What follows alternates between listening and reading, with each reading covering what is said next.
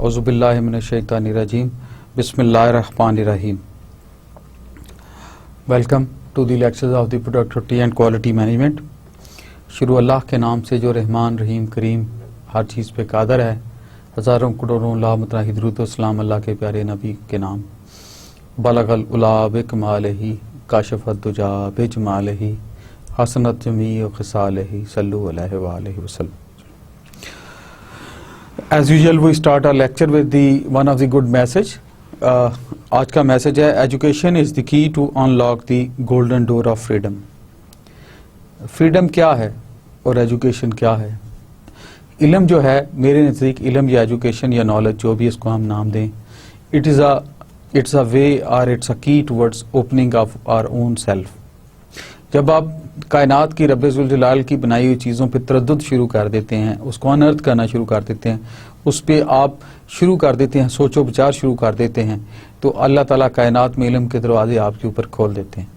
और जब आप में खुद आगे आ जाती है, जिसको स्टीफन क्वाई ने सेल्फ आइडेंटिफिकेशन कहा था, बाबे बुल्ले शाह ने मन कहा था, और इकबाल डॉक्टर अल्लामा इकबाल मुफक्किर पाकिस्तान, उन्होंने इसको खुदी का नाम दिया था। खुदी को कर बुलंद इतना कि हर तकदीर से पहले खुदा बंदे से खुद पूछे कि बता तेरी रजा क्या है।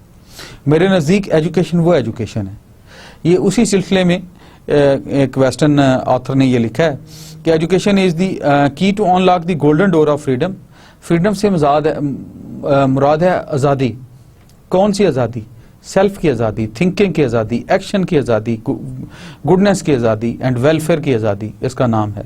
और इसी के नाम को आगे आके लेके चले गए।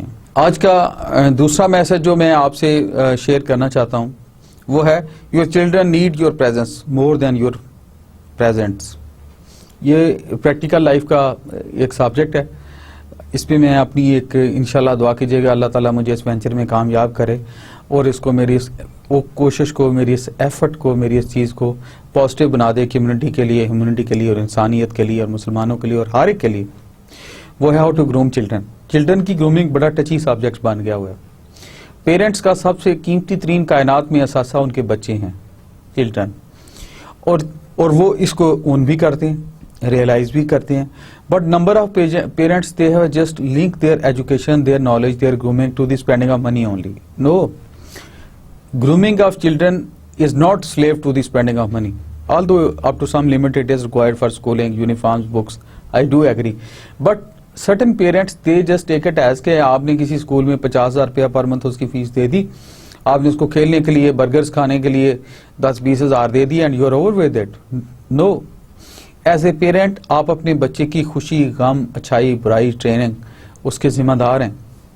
You are his friends for the tough days, you are his friends for the good days, you are his friend for the routine days, you are his friend for the school days, you are his friend for the university days, and you are his friend till the grave comes.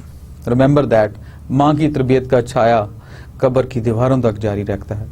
और एक और जगह है कि children की जो grooming होती है, जो माँ ने इनिशियल 5 years में बच्चे की तरबियत कर दी होती है, it has shadows till the grave, till death इसके शेडोज रहते हैं। सो आई रिक्वेस्ट एंड अर्ज क्या अपने बच्चों को, इसमें भी यही कहा गया है, ये अजीज जैक्सन ने यही कहा है, your children need your presence. आपके बच्चों को आपकी मौजूदगी की जरूरत है, आपकी कंपनी की जरूरत है, आपके इंटरेक्शन की जरूरत है, मोर देन योर प्रेजेंट्स।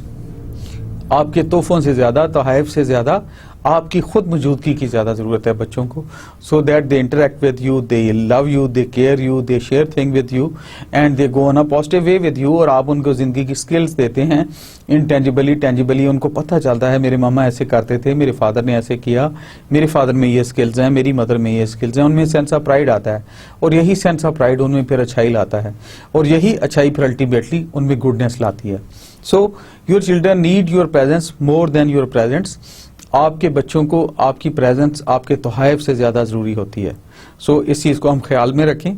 अल्लाह ताला ने जिस तरह बच्चों के लिए अपने माँ बाप के कदमों के नीचे जन्नत रख दी है, इस तरह बच्चों को अच्छे तरीके से पालना, उनकी अच्छी ग्रूमिंग करना, उनको बड़ों का अदब, छोटों से प्यार और मुआशरे के लिए पॉजिटिव सिखाने का भी एक सदका जारी है। ये सबसे कीमती एसेट है। तो लेट्स प्रे। हम अल्लाह ताला से दुआ गो हैं, मेरा मालिक, मेरा खालिक, वहदा ला शरीक, मेरा राज़िक, हर चीज़ पे कादर है। अल्लाह ताला हमें अपने बच्चों की अच्छी ट्रेनिंग की हिम्मत दे, तौफीक दे, हम उनको सारी मॉडर्न स्किल्स सिखा सकें, उनको एक अच्छे गुड पॉजिटिव वाइब्रेंट सिटीज़न के तौर पे ट्रेन कर सकें और वो हमारे लिए एहसास हयात बने। और मैं अल्लाह से दुआ गूँ रब्बे ज़ुलजलाल अपनी ज़ुलजलालियत के सदके, अपने गफ़ार गफूर रहीमियत के सदके अल्लाह ताला मेरे और आपके दिल की हर दुआ कबूल करे और हमें वालिदैन का मुअद्दब बना दे, हमारे बच्चों की हमें अच्छी ट्रेनिंग करने की, छोटों की हिम्मत दे और हमें लाइफ में पॉजिटिविटी और अपने अहकामात के मुताबिक चलने की तौफीक दे। With this gentleman and ladies and gentlemen, we move to the lecture 20। जैसे मैंने शुरू में आपसे शेयर किया, productivity and quality management lecture 20 पे हम आ जाते हैं।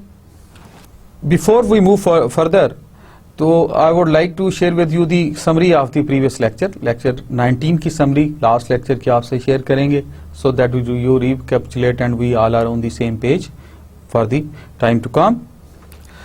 Quality management philosophies last time हमने बड़ी डिटेल में डिस्कस की थी कि कौन सी क्वालिटी मैनेजमेंट फिलॉसफीज हैं, किस तरह चलती हैं, किस तरह हमें लेके इनको आगे चलना है, हाउ डू दे डेवलप, इनकी इम्प्लीकेशन क्या है, इनका एवोल्यूशन कैसे हुआ, इस तरह में इनके कंसेप्ट क्या थे। उसके बाद हमने बात की Deming system of perform knowledge, Deming the guru of the TQM, total quality modern quality management के गुरु हैं। Although he was born in America but he was taken in hand by the Japanese ने आपको बहुत ऑनर किया, 14 point भी Deming ने दिए। उसके बाद ही went back to his own country and he died in the year 1993 at the age of 93। इनके पॉइंट्स हैं, इन्होंने परफॉर्म नॉलेज सिस्टम के जो इनके पॉइंट्स हैं, appreciation for a system, then understanding the variations पे बात इन्होंने बहुत की है, देन थ्योरी ऑफ नॉलेज पे बात की है इन्होंने, देन साइकोलॉजी पे बात की है, और उसके बाद पर्सपेक्टिव्स ऑन परफॉर्म नॉलेज के डिफरेंट पर्सपेक्टिव्स पे बात की है, किस तरह परफॉर्म नॉलेज को किस तरह लिया जाता है, किस तरह देखा जाता है, and how it is to be taken that way. Edward Deming पे बात पहले भी मैंने की। He received a PhD in physics and trained as statistician, was trained as statistician and worked for the Western Electric during its pioneering era of statistical quality control (SQC) development in 20s and 30s. After World War II, he helped Japan to implement their SQC, then credited with having the greatest influence on quality management. And then quality philosophy focused on reducing uncertainty and variability. Uncertainty और variability reduce करने में Deming का बहुत ज़्यादा role था। We'll talk about the Deming chain reaction. Deming ने concept दिया था चेन रिएक्शन का। उसमें क्या हुआ था कि if you improve the quality, ultimately if you improve the quality, it will have a direct bearing on the cost decrease because of less rework and mistakes. जब थोड़ा रीवर्क होगा, थोड़ा स्क्रैप होगा, बार बार आपको काम कम करना पड़ेगा, एनर्जी कम ज़ाया होगी, मैन आवर्स कम ज़ाया होंगे, मशीन्स की जो प्रोडक्टिविटी है वो बेहतर हो जाएगी, तो उसकी वजह से आपकी कास्ट रिड्यूस होगी। जब आपकी कास्ट रिड्यूस होगी तो प्रोडक्टिविटी इंप्रूव होगी। कास्ट रिड्यूस का मतलब है कि प्रोडक्टिविटी इंप्रूव हो जाएगी। जब आपकी प्रोडक्टिविटी इंशाल्लाह इंप्रूव होगी तो capture market with the better quality and lower price. तो आपने मार्केट को कैप्चर कर लिया अच्छी कंपीटेटिव एनालिसिस से, परफॉर्मेंस से, क्वालिटी से और प्राइसेस को लोअर करके। अच्छा, जब उसके बाद हुआ तो stay in business and provide major jobs. फिर उसके बाद आपने बिजनेस में स्टे किया और मेजर जॉब क्रिएशन जो है उसका दरवाज़ा खुला और ज़्यादा बेहतर तरीके से उस पर अमल हुआ। इसके बाद we come to the Deming's system of perform knowledge. Deming का परफॉर्म नॉलेज का सिस्टम है क्या? It is appreciation for a system. एक सिस्टम को अप्रिशिएट करना चाहिए, कॉम्प्रीहेंड करना चाहिए और इनकरेज करना चाहिए। Then understanding the variation. Deming का one of the most positive quality point जो था, जो मैंने लास्ट टाइम भी आपसे शेयर किया था, वो उन्होंने वेरिएशंस को एज ए कल्प्रेट एड्रेस किया। उन्होंने कहा variation is a enemy of the quality, it is a culprit to quality. So variations उन्होंने अंडरस्टैंड करने पे जोर दिया। फिर थ्योरी ऑफ नॉलेज पे जोर दिया कि थ्योरी ऑफ नॉलेज क्या है, experience is nothing without theory. और फिर साइकोलॉजी पे बात की उन्होंने कि साइकोलॉजी कैसे होती है, quality psychology and how it is to be taken for the days to come. अभी उसके बाद दी क्वालिटी गुरुज पे बात हुई। क्वालिटी गुरुज कौन कौन से हैं? Leaders in the quality revolutions, जिन्होंने बहुत ज़्यादा परफॉर्म किया और क्वालिटी गुरु के तौर पे उनका बड़ा लीडिंग रोल रहा। उनमें डेमिंग थे, जोसेफ जुरान हैं, क्रॉसबे हैं, शिंगो हैं, इश्कावा हैं और टूची है, पीटर ड्रकर है और टॉम पीटर्स हैं। ये सारे वो लोग हैं who are supposed to be and known to be well known to be as the leaders in quality. Deming की बैकग्राउंड क्या थी? Basically he main architect for introducing total quality in Japan. जो मैंने शुरू में कहा था कि जापानीज ने post world war II era में क्वालिटी को बहुत इम्प्रूव किया, बहुत काम किया। That the credit goes to Deming. He was born in 1900 and graduated in basically electrical engineer थे, PhD इन मैथमेटिकल फिजिक्स में थे, became statistician for the US government ने इनको एज ए statistician जॉब दी and sent by US government to Japan after World War II advised on Japanese census। Basically Japanese census पे advice करने ये Japan गए थे अमेरिका से। No we will talk about the Deming's philosophy. Philosophy क्या थी Deming की quality के मुतालिक? उन्होंने कहा जी quality is all about people not products. पहली बात तो डेमिंग ने ये कही जी क्वालिटी लोगों की बात है, प्रोडक्ट्स की बात नहीं है, लोगों की बात करें। Suggested quality concept for designing product. उन्होंने एक पर्टिकुलर प्रोडक्ट डिजाइन करने के लिए क्वालिटी स्टेप्स concepts suggest किए। Management need to understand nature of variations and how to interpret statistical data.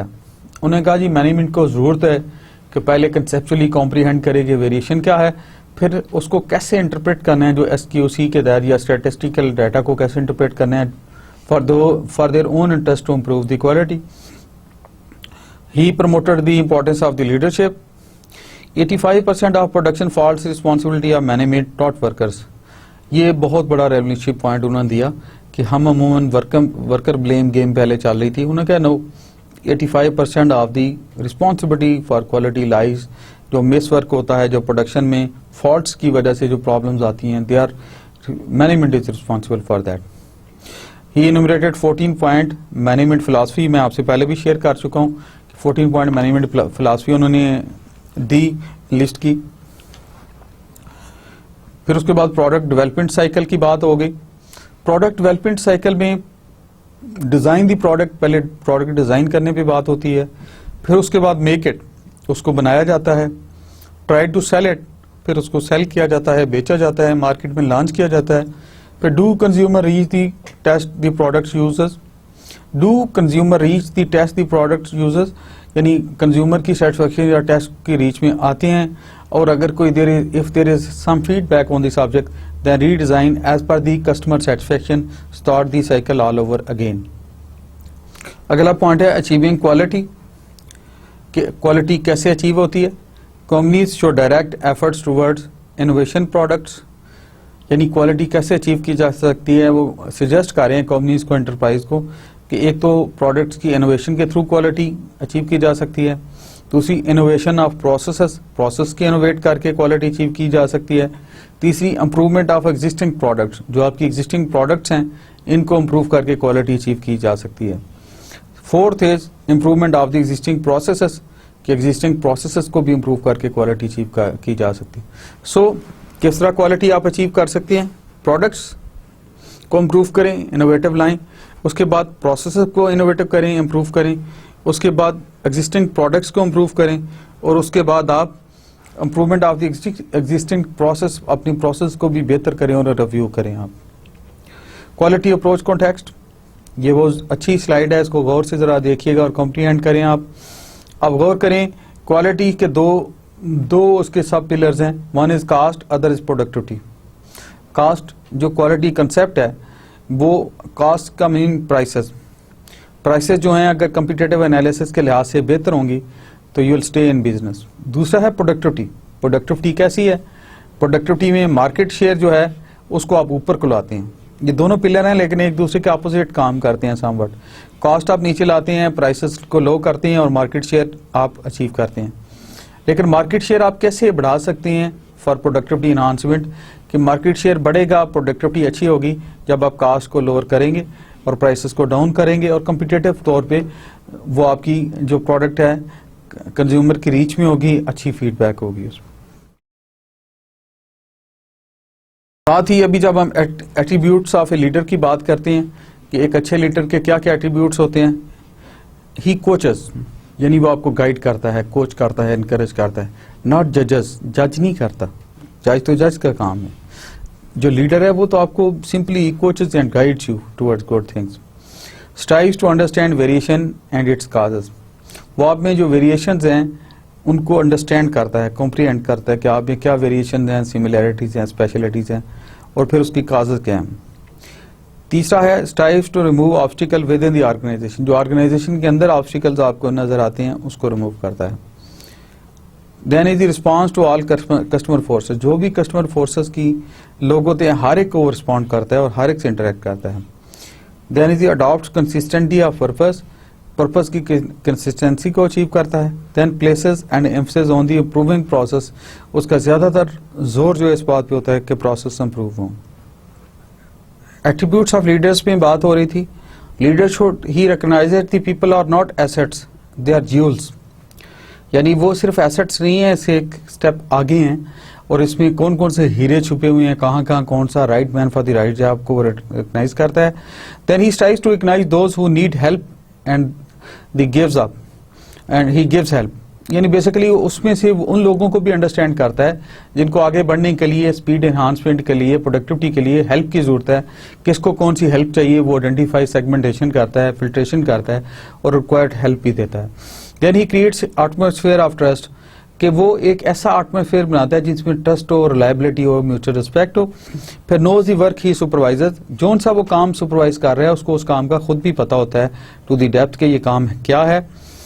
Then does not place an over reliance on figures, वो बहुत ज्यादा figures पे और जो रोजी पिक्चर्स होती हैं, जो ख्याली प्लाव होते हैं उन पे ज्यादा जोर नहीं देता, बल्कि he looks around the practical things कि ऑन ग्राउंड क्या परफॉर्मेंस है, ग्राउंड फैक्ट्स क्या हैं। Then he encourages education and continuous improvement of each person, तो हर बंदे के लिए जो उसके साथ काम कर रहे होते हैं, नीचे होते हैं, उनकी education, growth, self grooming, professional grooming पे और ग्रोथ और एजुकेशन पे बहुत ज्यादा जोर देते हैं, ट्रेनिंग वगैरह पे। एनालिसिस वर्सेस सिंथेसिस, ये एक बड़ा कंसेप्चुअली मैं आपसे शेयर करना चाहता हूं कि एनालिसिस क्या है और सिंथेसिस क्या होता है। We should be clear on this subject. Analysis has been the essence of classical science, जो भी क्लासिकल साइंस है एनालिसिस उसकी एसेंस होती है। और synthesis, the scientific method assumes that the whole is nothing but the sum of the parts and thus understanding the structure is both necessary and sufficient to understanding the whole. जो whole है वो parts का सम है और जब तक आप parts को अंडरस्टैंड नहीं करेंगे you can't understand the whole. Synthesis has been the main instrument for the functional approach, synthesis एक फंक्शनल अप्रोच का मेन इंस्ट्रूमेंट है। By defining a system by its outcome, synthesis put the subject in context of the larger system of which it is part. Synthesis जो overall system होता है, जो strategic level पे, बड़े level पे system होता है, जो उसके होल का ये सिस्टम हिस्सा होता है, उसको ये सिंथेसाइज करता है। And then studies the effects it produces in its environment, और साथ साथ ये अपने इफेक्ट्स भी जो जनरेट कर रहा है अपनी कैपेसिटी में, इसके एनवायरनमेंट में, उसको भी रिव्यू करता है। डेमिंग्स 14 पॉइंट मैनेजमेंट फिलॉसफी, जो डेमिंग ने 14 पॉइंट फिलॉसफी के दिए, उनको जरा हम one by one taken on करते हैं। पहला पॉइंट उन्होंने दिया जी, create consistency of purpose for continual improvement of product. Consistency of purpose जो है, कंटिन्यूटी जो ऑफ द पर्पस जो है, ये बहुत जरूरी है कंटिन्यूस इंप्रूवमेंट के लिए। Basically ECS create consistency of purpose for improvement of the system, products and services. Products के लिए भी, चाहे वो मैन्युफैक्चरिंग सेक्टर है चाहे वो सर्विस सेक्टर है, with the aim to become an excellent satisfy out customers and to provide jobs, reduce defects and cost of development, in fact reduce your excellent product ho. Coming over to the point 2 by Deming, then he says adopt a commitment to seek continual improvements. आपकी एक personal commitment होनी चाहिए कि continually मैंने improve करना है चीज़ों को, constantly and for ever improve the system development process to improve quality and productivity. यानी आपने कंटिन्यूसली वेंचर करनी है कि क्वालिटी भी इंप्रूव हो और प्रोडक्टिविटी भी इंप्रूव हो सिस्टम की, and thus constantly decrease the time and cost of system, constantly system का कास्ट और टाइम भी डिक्रीज करें। Improving quality is not one time effort, improving quality वो कह रहे हैं कि वन टाइम एफर्ट नहीं है, it's a continuous process on this subject. Switch from defect detection to the defect prevention, यानी आपने डिफेक्ट डिटेक्ट करने से डिफेक्ट प्रिवेंट करने की तरफ आना है कि पहले आप डिटेक्ट करें फिर प्रिवेंट करें, प्रिवेंशन की तरफ आए रादर दैन के, इसको प्रोएक्टिव अप्रोच भी हम कह सकते हैं कि डिफेक्ट आइडेंटिफिकेशन की तरफ प्रोएक्टिव अप्रोच की तरफ आए। It ceases dependency on mass inspection, mass inspection को खत्म करें, स्पेशली टेस्टिंग वगैरह को, to achieve quality, reduce the need for inspection on a mass basis, inspection need mass basis पे कम करें by building quality into the system, अपने system के अंदर इनहेरेंट इनबिल्ट क्वालिटी डाल दें। into the system in the first place. Inspection is not the answer. Inspection कोई answer नहीं है. It is too late and unreliable. Inspection जब भी होती है ये लेट होती है और unreliable होती है. It doesn't produce quality. ये quality भी produce नहीं करती बल्कि ये एक unreliable effort है. बार बार इंस्पेक्ट करना चीज़ों को Deming के पॉइंट ऑफ व्यू से. Now we see on slide the fourth point given by Deming is the in dealing with suppliers one should end the practice of awarding business on price. Suppliers के साथ price का business award करना खत्म करें. Move towards quality of product, reliability of delivery and willingness to cooperate and improve. Build partnerships. वो कहते हैं कि आप मॉनेटरी जो पैसों की डील है इसके अलावा आप एक लॉन्ग टर्म पार्टनरशिप पे आए. क्वालिटी का स्लोगन दें, रिलायबिलिटी का स्लोगन दें, बॉन्डेज का स्लोगन दें अपने सप्लायर्स को जो आपके वेंडर्स हैं साथ जो आपको असिस्ट कर रहे हैं आपकी फाइनल प्रोडक्ट में. For example minimize total cost. आप ओवरऑल कॉस्ट को टारगेट करें कि टोटल कॉस्ट मिनिमाइज होनी चाहिए. Move towards a single supplier for any one item service. हर उस पर्टिकुलर आइटम या सर्विस के लिए सिंगल सप्लायर आइडेंटिफाई करें जो आपके ऑन बोर्ड हो, जो आपके बॉन्डेज को, आपके कंसेप्ट को, ऑर्बिट को समझे. Making them a partner in the long term relationship. उनको लॉन्ग टर्म रिलेशनशिप पे लें आप. Loyalty and trust. अच्छा बॉन्डेज क्रिएट करें लॉयल्टी और ट्रस्ट का. Point number 5 on the list is improvement is not confined to the products and their direct processes but to all supporting services and activities. Improvement की बात कर रहे हैं कि वो सिर्फ प्रोडक्ट या मटेरियल पे नहीं है, ये सारी की सारी एज ए होल आप देखते हैं, एज ए पैकेजेस को देखते हैं, सारी सपोर्टिंग सर्विसेज और एक्टिविटीज को भी लेते हैं, तब जाके आपको क्वालिटी एंगल आपका बेहतर होगा और बेहतर तरीके से चीजें आएंगी. All functions in an organization need to become quality conscious to deliver a quality product. जब तक सारे के सारे फंक्शंस क्वालिटी कॉन्शियस नहीं होंगे, क्वालिटी नहीं लाई जाएगी, क्वालिटी प्रोडक्ट भी रिजल्ट के तौर पे नहीं सामने आएगी. Point 6 is train a modern way. यानी ट्रेनिंग के लिए मॉडर्न रोड को लें, मॉडर्न इनोवेटिव टेक्निक्स को लें. Institute training on job. Everyone must be trained as knowledge is essential for improvement. हर एक को ट्राई की जानी चाहिए कि आप उसको अच्छे तरीके से ट्रेन करें और नॉलेज जरूरी है इम्प्रूवमेंट के लिए, उसके लिहाज से बेहतर है और एक one of the good segment है towards the improvement. Supervision must change from chasing to coaching and support. जब आप सुपरवाइज करते हैं, सुपरविजन का भी कंसेप्ट पैराडाइम है ना जो आपको फॉलो करना है. Supervision must change from chasing. पहले सुपरविजन का ओल्ड एज कंसेप्ट था चेज करें जी, नजर रखें जी, this is supervision. No, Deming ने राइटली ही चेंज द पैराडाइम. उसने कहा चेजिंग से आप कोचिंग पे आ जाएं. Supervision, supervision mean your workers, your employee, everybody should feel that you are here to coach them, to guide them, to assist them and support. वही obviously कि आप बजाय इसके कि ये कंसेप्ट जेन में है कि ये हमारी राखी कर रहे हैं, हमारे ऊपर नजर रख रहे हैं, हम पे ट्रस्ट नहीं है, अब दूसरे कंसेप्ट पे आ जाए कि ये तो हमारी असिस्टेंस के लिए, हमारी आसानी के लिए, हमें कंफर्ट्स देने लगे हैं प्रोफेशनल, उसके लिए खड़े हैं. इंस्टीट्यूट लीडरशिप, इसमें लीडरशिप का रोल आ जाता है. It's a manager's job to help their people and their system do a better job. इन्होंने मैनेजर के जॉब के प्रोटोकॉल में डिफाइन कर दिया. उसका काम है मैनेजर का हेल्प करे, असिस्ट करे, मोटिवेट करे अपने वर्कर्स को, उनकी प्रॉब्लम्स को एड्रेस करे. That's why if you remember के पिछले मैंने कवर किया स्लाइडों में 85% जो भी फॉल्ट आए उन्होंने कहा मैनेजमेंट की फॉल्ट है, वर्कर्स की नहीं है. टोटली पैराडाइम चेंज कर दिया डेमिंग ने. Number 8 point on the list है drive out fear and encourage two way communication. Fear को भगा दें, गटर में फेंक दें, घर से निकाल दें, ड्राइव आउट करें, भगा दें फियर को. And encourage two way communication. To way communication हो जो आपकी स्पेशली वर्टिकल कम्युनिकेशन है जो एम्प्लॉयज की हायर एचलॉन के साथ है. बड़ी टू वे कम्युनिकेशन हो, बड़ी फ्रैंक कम्युनिकेशन हो, इशू बेस्ड हो, वो नॉन इगोइस्टिक हो. जैसे वो मैं कहता हूँ ना, दुनिया उत्ते रख फकीरा इंज तू अपना बैन खलोन, कोल होवे ते हसन लोकी छड़ जावे ते रोन.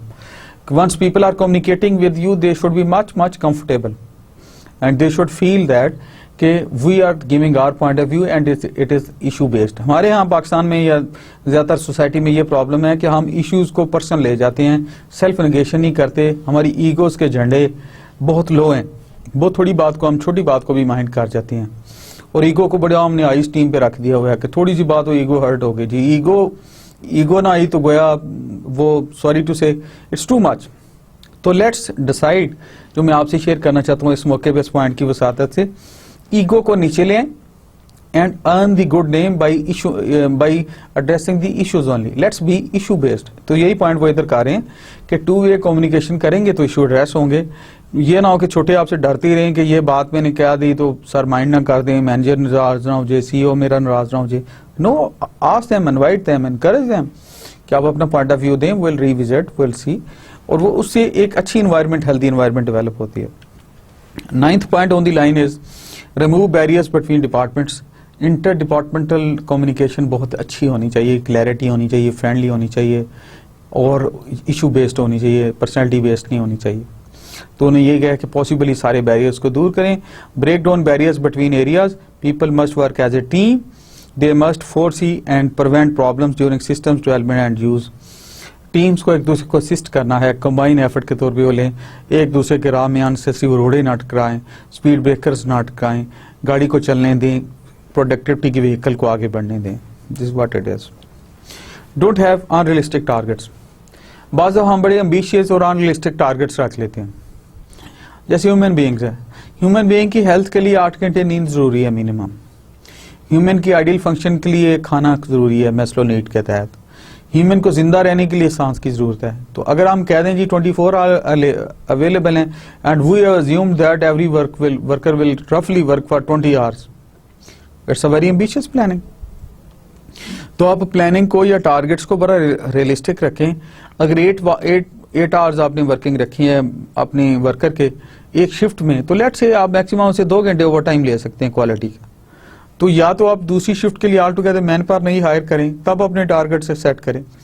सो you need to be very realistic while doing and deciding your target. It set realistic targets.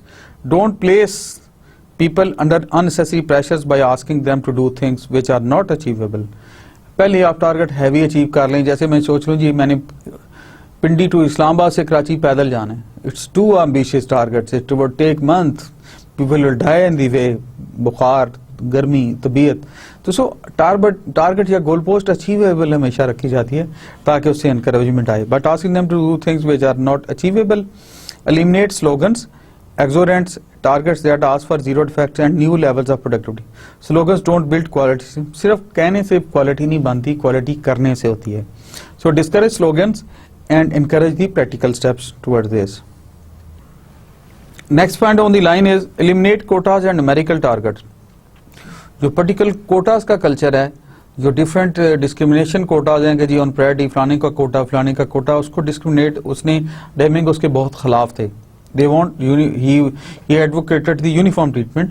और जो न्यूमेरिकल टारगेट्स हैं इसके भी अगेंस्ट थे. वो कहते हैं न्यूमेरिकल टारगेट्स को खत्म करें, बी रियलिस्टिक ऑलवेज.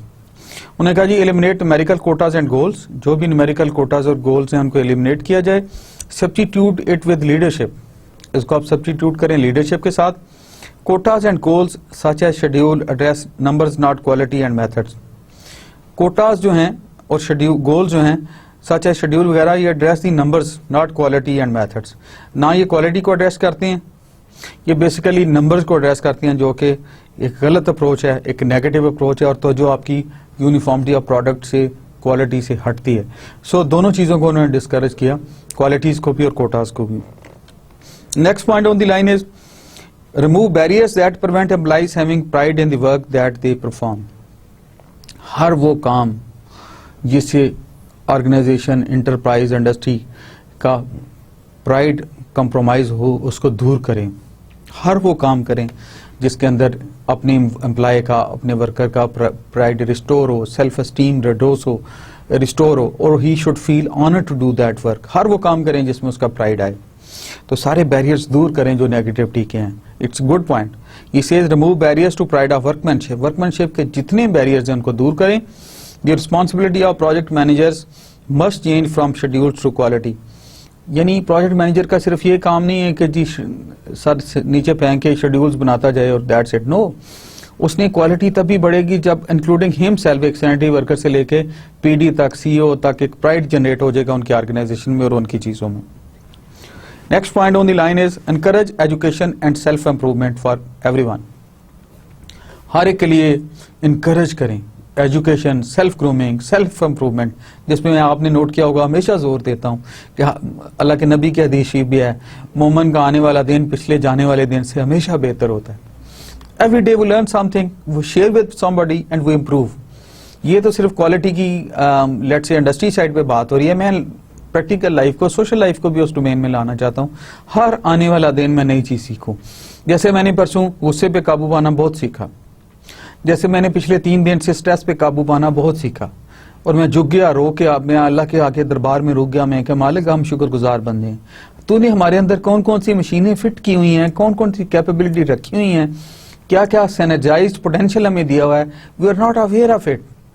आपने हमें बहुत स्किल्स दी हुई हैं, हम बदकिस्मत हैं मालिक, हम पूरी क्वालिटीज को आइडेंटिफाई नहीं कर रहे।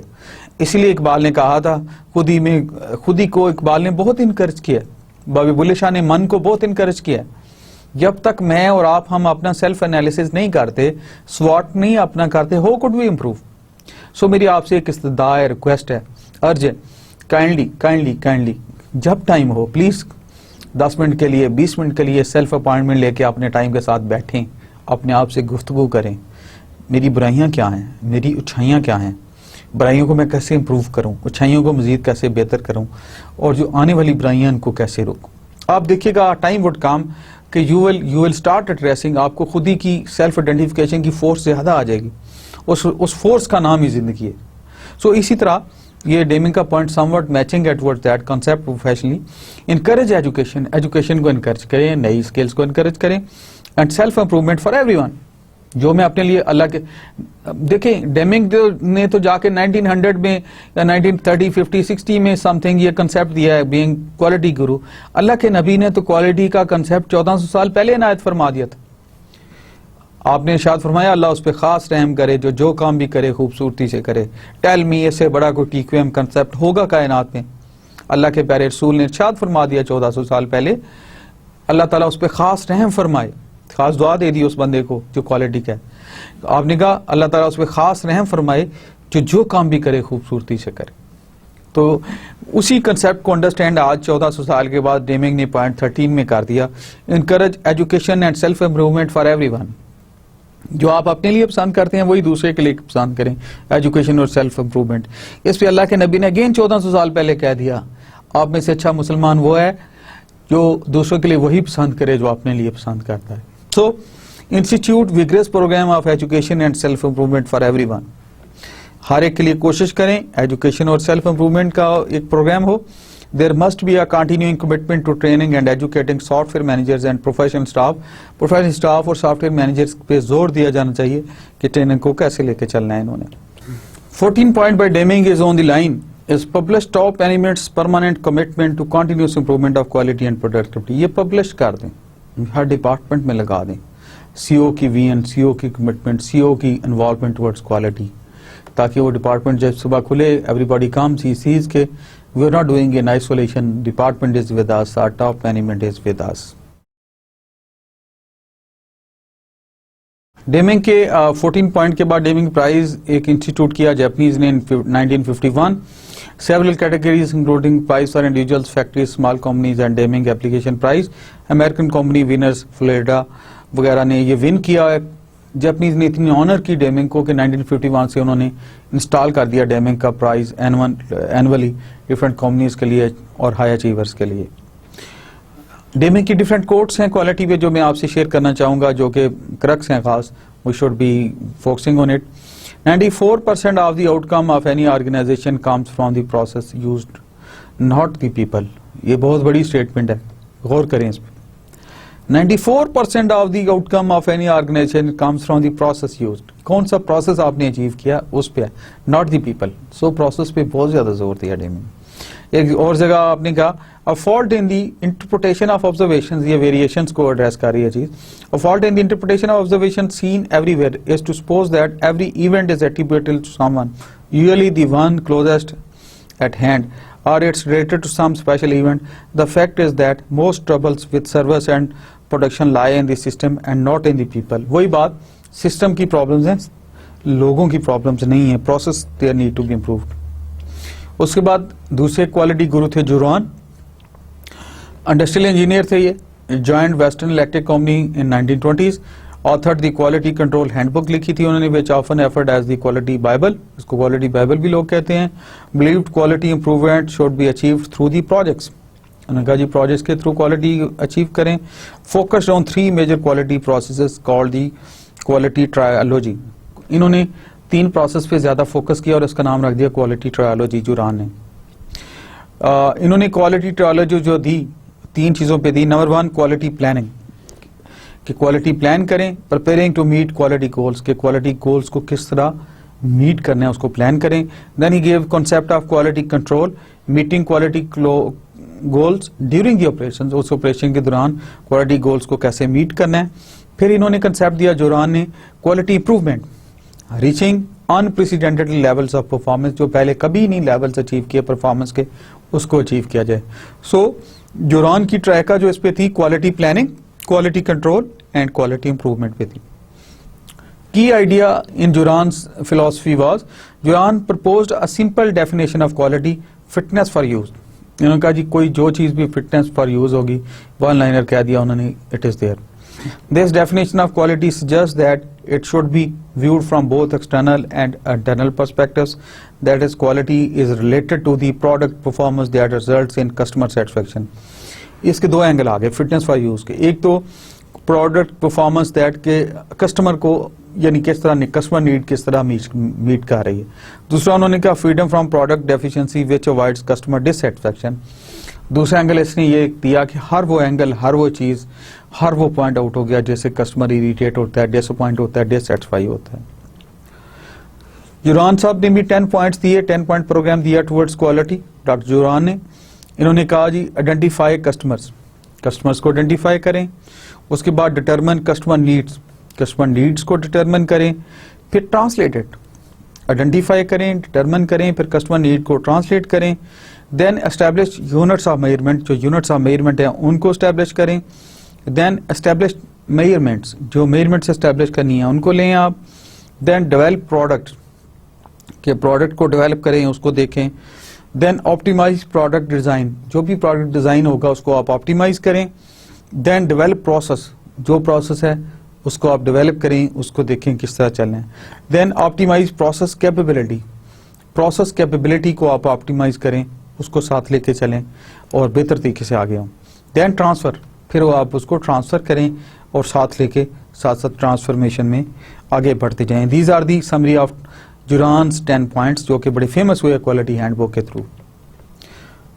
अगली पॉइंट है cost of poor quality. Poor quality की क्या कास्ट है, पुअर क्वालिटी की कास्ट को कैसे रिव्यू किया गया और ये किस तरह चल रही है। कास्ट ऑफ पुअर क्वालिटी में ये एक सेइंग है विच सेज के जी जो पुअर क्वालिटी है, जैसे as shown on view file, कि पुअर क्वालिटी आपकी कास्ट को कभी भी कम नहीं कर सकती। It will supplement your cost, it will duplicate your cost and it will multiply your cost. इससे क्या होगा कि huge cost in shape of different payments आपको पढ़नी पड़ेगी at the cost of the repute of the organisation, repute of the enterprise and repute of the product. आपको poor quality की बहुत पेमेंट होगी, you will have a disloyal customer, bondage नहीं develop होगा। So it's a different things. For example cost of poor quality में अगर step wise मैं आपसे शेयर करूँ, स्लाइड में जो लिखा हुआ है, number 1 is prevention, then is the appraisal, that is prediction audit. अगर हम दोनों को प्रिवेंशन पे जो कास्ट आती है, जो फॉल्ट प्रिवेंट करने पे कास्ट आती है उसको, और अप्रेजल को जो प्रेडिक्शन ऑडिट है कि फॉल्ट इस वजह से आ सकती है, दोनों को जमा करें तो इसको नाम दिया गया है कास्ट ऑफ अटेनिंग क्वालिटी। लेकिन अगर आप अप्रेजल से डिटेक्ट करते हैं कि जी आपने अप्रेजल से मीन इधर लिया गया डिटेक्शन ऑफ फॉल्ट, और उसको आप फेलियर के साथ कर दें कि दैट इज इंटरनल फेलियर्स या एक्सटर्नल फेलियर्स जो भी हो, तो that becomes the cost of poor quality, कि पूरी पुअर क्वालिटी की कास्ट थी क्या, उसके बावजूद आपने which has to be paid by the management enterprise and to some extent the entire हैपो ऑफ दैट ब्रांड। अच्छा, क्वालिटी कास्ट के कंपोनेंट्स अगर आप गौर करें, 2 कंपोनेंट्स हैं क्वालिटी कास्ट के। वन इज कन्फॉर्मेंस कंपोनेंट, के कन्फॉर्मेंस का कंपोनेंट के असेस में, and other component is the non conformance, के नॉन कन्फॉर्मेंस का कंपोनेंट क्या है। इन दोनों को अगर इकट्ठा करें तो क्वालिटी कास्ट बनेगी। अगर आप इस स्लाइड पे जाएं और गौर से देखें, कास्ट ऑफ क्वालिटी में COQ भी इसको कहते हैं, और टोटल क्वालिटी कास्ट में जाएं कि एक जो टेंशन की कास्ट है कि आपने टाइम पे बुकिंग नहीं की, प्रॉपर उसको गलत तरीके से आपने किसी को सर्विस प्रोवाइड कर दी, क्लिक कर दिया। आप लास्ट में देखें इसमें लिखा हुआ है आई want my money back. Customer तो आपके पास अगर उसको सर्विस मैचिंग नहीं मिली, क्वालिटी नहीं मिली, he will be standing on head, आपके सर पे खड़े होंगे जी, आप वी वांट कि I want my customer my money back. और अगर इसको आप स्टेप वाइज देखना शुरू हो, इस स्लाइड को, प्रिवेंशन है, शुरू से यह है कि आप प्रिवेंट करें, आप कोशिश करें कि वो फॉल्ट हो ही ना। उसके बाद अप्रेजल है कि आप अप्रेज करें कि जी ये फॉल्ट हमने आइडेंटिफाई कर ली, डिटेक्ट कर ली, इसको देखा जाए। इंटरनल फेलियर हो गया आप कि आप कम्युनिकेट नहीं कर सके, उस कास्ट को आप करेक्ट करने की एफर्ट्स को लॉन्च नहीं कर सके, ये अलहदा होगी। और अगर एक्सटर्नल फेलियर हो गया कि आपने वो कम्युनिकेशन, वो चीज़, वो प्रॉपर इंफॉर्मेशन टाइम पे एक्सटर्नली कस्टमर को कोई कम्युनिकेशन में गैप आ गया कि नहीं की, even then you are suppose to have it. So these all are the different cost of quality जो डिफरेंट लेवल पे आपको पे करनी पड़ सकती हैं। COPQ overview, all activities and process that do not meet the agreed performance and are expected outcomes। ये बहुत जरूरी पॉइंट है, इस पर जरा गौर कीजिएगा। ऑल एक्टिविटीज, सारी एक्टिविटीज एंड प्रोसेस, जो मेथड्स हैं उसमें, that don't meet agreed performance, जो कि एक एग्रीड परफॉर्मेंस को मीट नहीं करती, और एक्सपेक्टेड आउटकम्स, जो या उसके एक्सपेक्टेड आउटकम्स को मीट नहीं करते, ये उसकी COPQ है। Cause that would disappear if every task were always performed without a deficiency। ये वो कास्ट है जो डिसअपियर होगी कि अगर हर टास्क जो है always perform without a deficiency, जो उस डेफिशिएंसी के बगैर किया जाए। Actual cost minus minimum cost, जो एक्चुअल कास्ट है minus minimum cost is equivalent to COPQ, cost on product quality. अभी traditional cost of poor quality, ये क्या है? It is 4 to 5% of the sales है, जो कि traditional cost of poor quality के तौर पे आइडेंटिफाई की जाती है और उसको दिया जाता है। When quality cost are initially determined, जब क्वालिटी कास्ट इनिशियली डिटरमिन हो गए, the categories included are the visible ones as depicted in the iceberg below, जो नीचे बिलो दिखाई हुई हैं। नंबर 1 इज रीवर्क की कास्ट होगी, it is traditional cost of poor quality, जो जनरली अज्यूम किया जाता है 4 to 5% ऑफ दी सेल होती है। रीवर्क की कास्ट होगी, दोबारा काम करने की कास्ट आपकी होगी। टेस्टिंग कास्ट होगी, जो डिफरेंट टेस्ट आप अप्लाई करते हैं उसकी कास्ट होगी। रिजेक्ट्स हो गए, जब रिजेक्ट्स होते हैं तो स्क्रैप बन जाता है। फिर वेस्ट हो गया, जो रिजेक्ट्स की वजह से वेस्ट बन जाता है। क्या कस्टमर रिटर्न्स, कस्टमर भी आपको चीज़ें रिटर्न कर देता है बीइंग डिससेटिस्फाइड। फिर इंस्पेक्शन कास्ट हैं, जो डिफरेंट इंस्पेक्शन आप लॉन्च करते हैं, रिव्यू करते हैं और उस पर इम्प्लीमेंट करते हैं। फिर रिकॉल्स, जो डिफरेंट रिकॉल्स करते हैं कि आप गलत प्रोडक्ट चली गई and you have recalled them to your enterprise और ऑर्गेनाइजेशन, उस पर जो कास्टें आई वो सारी हैं। These are known as traditional cost of poor quality. Poor quality की ये सारी कास्ट हैं जो कि मैन्युफैक्चरर को पड़ती हैं और इसी वजह से they are the big contributors towards the higher cost. Lower cost की जा सकती है अगर इन सारी कास्ट पे कंट्रोल रखा जाए, इनको मिनिमाइज किया जाए और हर वो प्रोएक्टिव एफर्ट की जाए जिससे ये कास्टें सारी थोड़ी हो जाएं। राइट जी, कास्ट ऑफ पुअर क्वालिटी, ये बहुत अहम 3 स्लाइड है, इस पे काइंडली गौर कीजिएगा। As an organisation gains broader definition of poor quality, the hidden portion of the iceberg becomes apparent. आप देखें कि जो ऑर्गेनाइजेशन जो है broader definition of poor quality, जब जो वो broader quality of poor definition होती जाती है, जो नीचे है पानी के सारी कास्ट हैं जो छुपी हुई हैं आइसबर्ग से, वो भी सामने आना शुरू हो जाती हैं। COPQ ranges from 15 to 25% of sales. पिछली स्लाइड में हमने देखा था कि 4 to 5% थी, लेकिन निचली जब कास्टें सारी उसमें ऐड हो जाती हैं तो it goes to 15 to 25%। Hidden COPQ, the cost incur to deal with these chronic problems, ये वो प्रॉब्लम्स होती हैं जो वो longer period of time chronic चल रही होती हैं, ये भी सरफेस होना शुरू हो जाती हैं।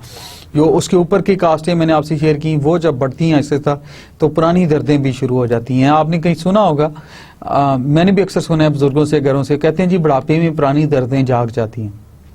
किसी को जवानी में चोट लगी कंधे पे, किसी को घुटने पे कहीं चोट आई, कहते हैं जब बंदा बूढ़ा होता है, जिस्म कमजोर होता है, तो सारी चोटें जो पहले दबी होती हैं जवानी में, वो भी दम उठाना शुरू हो जाती हैं, आंख उठाना शुरू हो जाती है और वो तंग करना शुरू हो जाती हैं और बाबा जी को डोमिनेट करना शुरू कर देती हैं। Similar is I think somewhere here कि जब क्वालिटी पुअर होना शुरू हो जाती है, कॉस्ट ऑफ रीवर्क बढ़ जाती है, डिफरेंट चैलेंजेस आ जाती हैं, तो जो छुपी हुई कास्टें होती हैं, जो इनहेरेंट होती हैं सिस्टम में, वो भी ज़्यादा रेज होना शुरू हो जाती हैं and the overhead comes to around 15 to 25%, जो कि ह्यूज कास्ट है.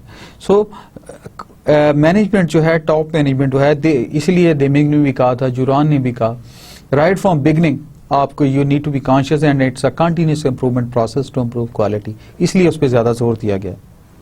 We are on the quantifying the potential benefits. इसमें एक तरफ सिग्मा और जो कास्ट है, लेवल ऑफ सिग्मा दिखाया गया. Sigma is a quality improvement tool है कि दूसरी तरफ जो उसकी कास्ट है कितनी पढ़नी चाहिए और किस तरह उसको इंप्रूव किया जाता है, just for information and guideline. 2 sigma होगा तो it is 30 to 40% of the sale है. 3 सिग्मा होगा 20 to 30% ऑफ द सेल है. 4 सिग्मा होगा जो कि कास्ट को जो क्वालिटी को और चेक्स उन्होंने ज्यादा लगा दिए, 15 to 20% ऑफ द सेल. और 5 सिग्मा होगा तो 10 to 15% ऑफ द सेल होगा. 6 सिग्मा जब आपने highest level of quality ensure किया तो less than 10% of the sale. तो ये अब क्वालिटी गोल पोस्ट जो अचीव करते हैं अपने ऑब्जेक्टिव्स, ये कास्ट पे भी इफेक्ट पड़ता जाता है. What does reality look like? The ratio of the individual category cost to the total cost varies widely. Many companies exhibit ratios when look like the following. Quality cost category percentage of total. Internal failure, for example, companies generally कहती हैं 25 to 40% है. External failures 25 to 40% है. Appraisal 10 to 50% है. यानी external और internal को इन्होंने almost एक ही weightage दी हुई है. अप्रेजल को इन्होंने 10 to 50% दे दिया और प्रिवेंशन पे 0.05 to 5% इन्होंने लगाया.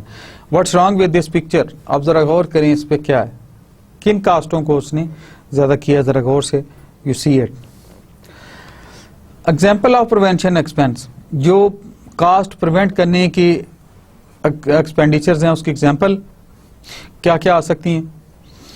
क्वालिटी प्लानिंग, क्वालिटी प्लानिंग की जाए, ट्रेनिंग और एजुकेशन दी जाए, प्रोसेस को डिफाइन किया जाए, कस्टमर्स का सर्वे किया जाए, प्री प्रोडक्शन रिव्यूज किए जाएं, टेक्निकल मैनुअल्स बनाए जाएं प्रॉपर प्रोसेसेस को स्ट्रीमलाइन करने के लिए, डिटेल्ड प्रोडक्ट इंजीनियरिंग को इंश्योर किया जाए कि प्रोडक्ट इंजीनियरिंग डिटेल्ड है, early approval of product ensure की जाए कि प्रोडक्ट की अर्ली अप्रूवल ठीक है, स्पेक्स को देखा जाए, स्पेसिफिकेशन को किस तरह चल रही हैं, परचेज कास्ट टारगेट, जो परचेज के टारगेट हैं जो मार्केटिंग के थ्रू उनको अचीव किया जाए, प्रोसेस कैपेबिलिटी को देखा जाए, स्टडीज किया जाए डिपार्टमेंट वाइज, सब department wise, segment wise, preventive maintenance को इंश्योर किया जाए, सप्लायर क्वालिफिकेशन को देखा जाए, जॉब जेडीज जिसको कहते हैं जॉब डिस्क्रिप्शंस को देखा जाए और हाउस कीपिंग पे भी जोर दिया जाए और जीरो डिफेक्ट प्रोग्राम चलाए जाएं कि हम we are only and only cost oriented.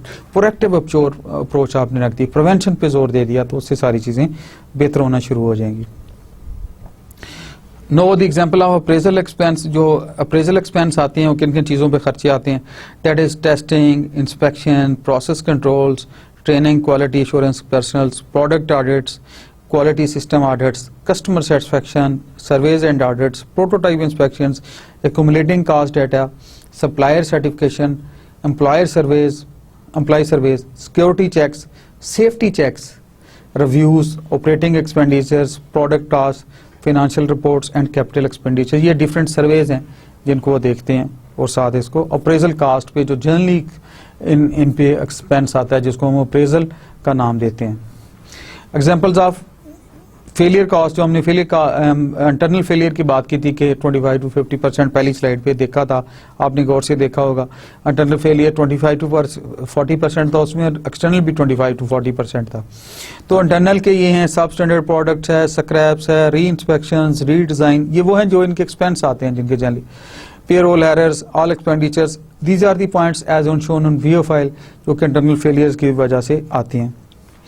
External failures के एक्सपेंस की क्या एग्जांपल है जो उनकी कास्ट हैं या एक्सपेंस हैं. Loss sales because of customer dissatisfaction, जो कि सबसे बड़ी जो इसमें इन्होंने सबसे नीचे बेसमेंट में लिखा हुआ है कि पुअर क्वालिटी की वजह से और डिससेटिस्फाइड कस्टमर की तरह वजह से बहुत सारी ह्यूज सेल आपने लूज कर दी, वो बहुत बड़ी कास्ट है external failure.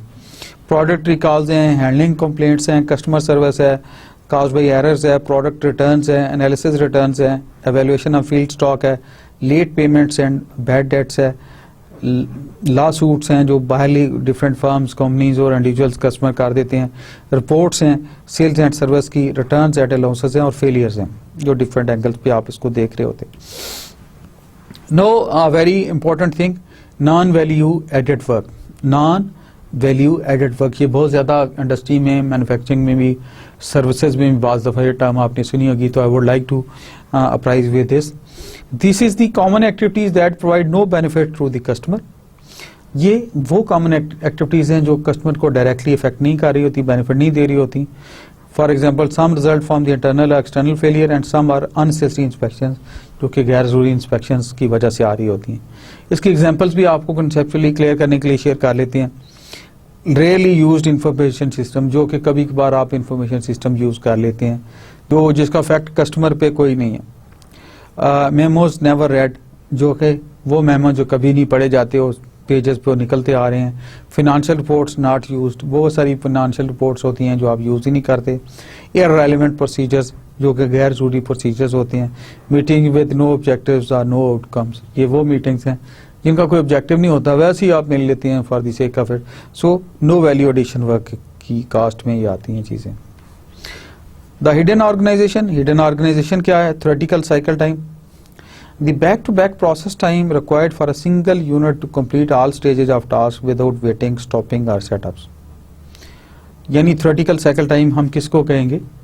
It is back to back process time, ये जो साइकिल टाइम की बात हो रही, it is back to back process time required for a single unit to complete, एक यूनिट की प्रोडक्शन के लिए all stages of task without waiting, stopping और सेटअप, जो बगैर किसी वेटिंग, आइडियली एक प्रोडक्ट 1 यूनिट जो लेती है। अभी हिडन ऑर्गेनाइजेशन में अगर आप थोड़ा गौर से स्लाइड को देखें, फ्लोर स्पेस से value added, non value added से फ्लोर स्पेस से ये ऊपर फिक्स हुई, एनालाइज हुई, टेस्ट हुई, टेस्ट होने के बाद प्रोडक्ट जो आउटपुट में चली गई, अगले टेस्ट में ये एनालाइज हुई, फिक्स हुई और फ्लोर स्पेस में वापस आ गई, और दरमियान में अगर कहीं इसका एड्रेस नहीं हुआ, क्वालिटी का इशू, तो उसको रीड्रेस कर लिया और कस्टमर की सेटिस्फेक्शन के लिए इंटरनल क्वालिटी चेक्स के थ्रू आपने इंटरनल चेक्स लगाए हैं before it goes to the hand of the customer.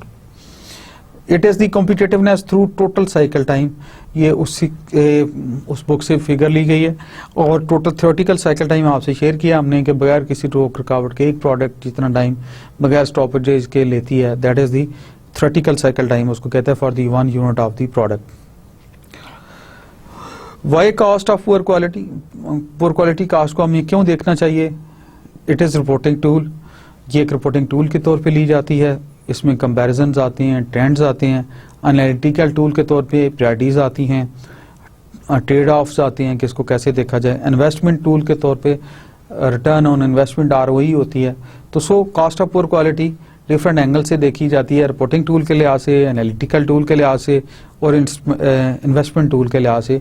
हर एक में कॉस्ट ऑफ पुअर क्वालिटी आप देखें इसकी टेंडेंसी नेगेटिव आ रही है, कंपैरिजन में, ट्रेंड्स में, प्रायोरिटी सेटिंग में, ट्रेड ऑफ में और रिटर्न ऑन इन्वेस्टमेंट में। इसको देखा जाना चाहिए हर उस एंगल से।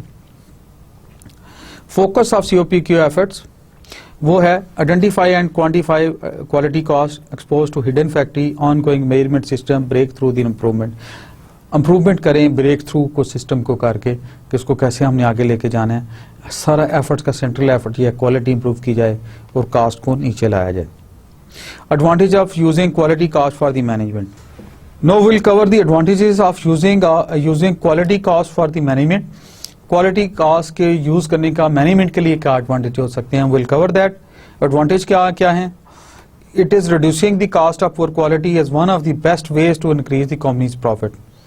कास्ट ऑफ पुअर क्वालिटी को अगर हम रिड्यूस कर लेते हैं तो कंपनी के पास, जो ऑर्गेनाइजेशन है, एंटरप्राइज के पास, it is available one of the best tool to improve the profit and productivity enhancement में। ये बहुत बड़ा टूल है। Provides manageable entity and single overview of quality, एक मैनेजेबल एंटिटी के तौर पे देखा जाता है और ओवरव्यू सिंगल देता है। Aligns quality and goals, quality और गोल्स को अलाइन कर देता है जो आपने गोल पोस्ट सेट किए हैं। prioritizes problems and provides a means to measure changes, improvement, उनकी improvement और changes के लिए जो measure हो उसको ये गौर से देखता है। and provides a means to correctly distribute controllable quality cost for the maximum profits. Controllable quality cost को भी सरफेस करता है, जिससे प्रॉफिट्स को मजीद इनहांस किया जा सकता है। It promotes the effective use of the resources का इफेक्टिव यूज को प्रमोट करता है। And it provides incentives for doing the job right every time. यानी हर वक्त सही काम करने का कंसेप्ट लॉजिक आ जाता है, जिससे ओवरऑल एक क्वालिटी कल्चर आ जाता है और प्रोडक्टिविटी इन्हांस होती है और प्रॉफिटेबिलिटी बढ़ती है, नंबर ऑफ कास्ट कम होती है और आउटपुट ओवरऑल एंटरप्राइज का बेहतर आता है। Summary with this we come to this summary. हमने जो क्वालिटी गुरुज पे बात की इनिशियली, कौन कौन से क्वालिटी गुरुज थे, डेमिंग थे, जुरान थे। फिर डेमिंग की फिलॉसफी पे बात की, प्रोडक्ट डेवलपमेंट साइकिल पे बात की, डेमिंग्स 14 पॉइंट मैंने आपके साथ शेयर किए, डिस्कस किए, और जुरान्स क्वालिटी ट्रायोलॉजी पे बात की कि कास्ट ऑफ पुअर क्वालिटी क्या है, उस पर डिटेल पे बात हुई हमारी। With this we finish our lecture 20। और बिफोर एंडिंग द लेक्चर मैं जैसे एज यूजुअल लेक्चर की बिगनिंग में भी और लेक्चर के आखिर में भी एक मैसेज आपसे एक तो शेयर किया करता हूँ। Last slide is second last is happiness will never come to those who fail to appreciate the blessings they already have. Say अल्हम्दुलिल्लाह every moment of life. Excellent. रब्बे जुल जलाल ने, रब्बे कायनात ने मेरी और आपकी सोचों से ज़्यादा हमें नेमतों से नवाजा है। नेमत को बढ़ाने के लिए हमेशा मालिक का शुक्र अदा करना चाहिए। अल्हम्दुलिल्लाह, अल्लाह ने हमें सेहत दी, अल्लाह ने हमें ज़िंदगी दी, अल्लाह ने हमें बच्चे दिए, अल्लाह ने हमें खाना दिया, अल्लाह ने हमें इज्जत दी, अल्लाह ने हमें ज़िंदगी में रहने सहने का स्केल दिया। तो इतनी नेमतें हैं, फ्रेंकली स्पीकिंग इतनी नेमतें हैं, जितने मेरे जिस्म पे बाल हैं उससे ज़्यादा नेमतें हैं। तो अल्लाह ताला की नेमतों की स्ट्रेंथ के लिए, अल्लाह ताला की नेमतों में इजाफे के लिए एक मुसलमान हमेशा उसका शुक्र अदा करता है और एवरी टाइम वो दिल से कहता है अल्हम्दुलिल्लाह, मालिक खालिक सारी तारीफें तेरे लिए हैं, शुक्र अल्हम्दुलिल्लाह अल्हम्दुलिल्लाह अल्हम्दुलिल्लाह अल्हम्दुलिल्लाह। तो जो हैप्पीनेस है, जो नेमतों का शुक्र है, जो नेमतों की कंटिन्यूटी है, हम उसका जितना ज़्यादा शुक्र अदा करेंगे अल्लाह ताला मालिक खालिक राज़िक हमें और नेमतों से नवाजेगा। सो आई रिक्वेस्ट एंड अर्ज टू यू ऑल कि काइंडली अल्लाह की दी हुई हर नेमत का जो कुछ हमारे पास है हर वक्त शुक्रगुजारी करें, चाहे वो सेहत है, चाहे वो ज़िंदगी है, चाहे कोई भी नेमत मिले उसका शुक्र हमेशा अदा करें। Second thing is never miss an opportunity to tell your child I love you. बच्चों से कम्युनिकेशन बढ़ाएं, जैसे शुरू में मैंने स्लाइड के बात की थी, उनको कहें, बच्चों को कम्युनिकेट करें, बेटा बेटी आई love you, I am part of you, ताकि आपका इन्फ्लुएंस बढ़े, आपकी कम्युनिकेशन क्लियर हो और कल को जब आप बूढ़े हो तो उनकी भी कम्युनिकेशन आपसे क्लियर हो, बीच में फॉर्मेलिटीज ना रहे। So what ever you have in your heart communicate your children and with the open heart उनको कम्युनिकेट करें और सेंस ऑफ हैप्पीनेस के साथ कम्युनिकेट करें। इंशाल्लाह वो कम्युनिकेशन उन तक जाएगी और इंशाल्लाह वो जब आप अल्लाह से मांगेंगे तो वो अनायात भी आपको मिलेंगी। तो with this I and my lecture. मैं अल्लाह ताला से दुआ गो हूँ, अल्लाह ताला मेरी आपकी ज़िंदगी में खुशियाँ लाए, सुकून दे, हमें अपना शुक्रगुजार बंदा बना दे, हमारी अलाइशें हमारे गुनाह माफ़ कर दे, हमें मालिक खालिक राज़िक कायनात के मालिक तू पूरी वाहदह ला शरीक है, तेरी रुबूबियत में कोई कमी नहीं है। वह तर्ज़को मन तशाओ बगैर हिसाब, तू जिसको चाहे बगैर हिसाब अनायत कर दे। मालिक मुझे स्वाए अपनी ज़ात के किसी का मोहताज ना करना, मुझे और मेरे सुनने वालों को, मेरे मिलने वालों को, मेरे पेरेंट्स को, मेरे जो दोस्त सुन रहे हैं, जो इनसे मैं इंटरेक्ट कर रहा हूँ, हम सबको स्वाए अपनी ज़ात के किसी का मोहताज नहीं करना। सेकेंडली मालिक खालिक राज़िक से दुआ गो कि अल्लाह ताला मेरी और आपके दिलों की जो जो दुआएं हैं इसी तरह उस डाटा बैंक को, उसी दुआ को उसी तरह कबूल मंजूर फरमा ले, उसके खजानों में कोई कमी नहीं। थर्डली अल्लाह ताला मुझे और आपको हमेशा अपने पेरेंट्स का मुअद्दब रखे, उनके लिए आसानियाँ देने की तौफीक दे, हमारे दिल की मालिक सारी दुआएं कबूल कर ले, उसी तरह कबूल कर ले जो जो ख्वाहिशें सारी मान ले, हमें वालिदैन का मुअद्दब बना दे, हमें किसी अपनी ज़ात के सिवा किसी का मोहताज ना करें। आमीन सुम आमीन। मैं इस लेक्चर में आपसे रिक्वेस्ट करता हूँ, please pay my very special regards to you obviously, लेकिन आपसे ज़्यादा प्लीज़ मेरे ख़ास रिगार्ड्स आपके पेरेंट्स के लिए, आपके एल्डर्स के लिए, आपके बड़ों के लिए, आपके वालिदैन के लिए, कि उनको मेरी तरफ से सलामत करें और उनको कि काइंडली मुझे अपनी दुआ में याद रखें। अल्लाह ताला उनका और मेरा और हम सब का हामी नासिर हो। थैंक यू वेरी मच, शुक्रिया। अल्लाह हाफिज़, फ़ी मानिल्लाह, अस्सलाम वालेकुम, खुदा हाफिज़। अल्लाह हमेशा मेरा और आपका हामी नासिर हो। अल्लाह हाफिज़।